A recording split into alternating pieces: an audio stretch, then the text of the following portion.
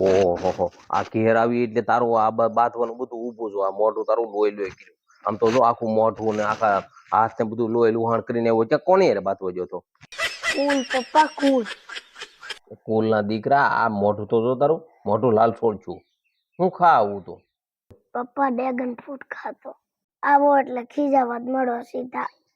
પપ્પા ખાય તો જો કેટલા મીઠા છે. હાલ ની બતાવી ને કેવા ડ્રેગન ફ્રૂટ પાક્યા છે. મારે તો એક બરાબર સાખ્યું નથી મેં. હાલો હું તમને પાકેલા ડ્રેગન ફ્રૂટ બતાવું. પપ્પા આ કેટલા મસ્ત ડ્રેગન ફ્રૂટ છે. આમ તો જુઓ પપ્પા કેટલા છે. પપ્પા આ ડ્રેગન ફ્રૂટ કેટલા લાલ છટક છે.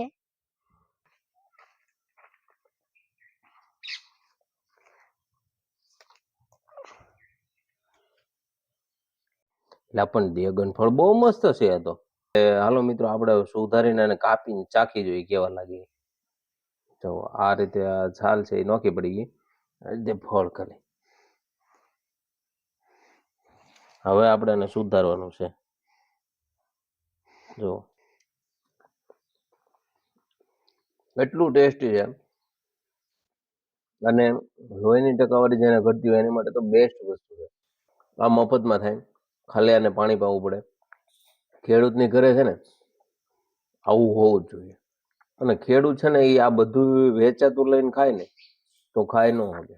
પણ આવું જો પોતાના ઘરે બધાની ઘરે એક એક વસ્તુ હોય ને, ચીકુડી છે, જમરૂખડી છે, ડ્રેગન ફ્રૂટ છે, ઋતુ પ્રમાણેના ટૂંકમાં ફળો હોય તો એ ખેડૂત છે એ ખાઈ શકે. પપ્પા તમારા હાથે લાલ છે, તમે એ બાજુ વજા હશો ને? કોલ દીકા કોલ.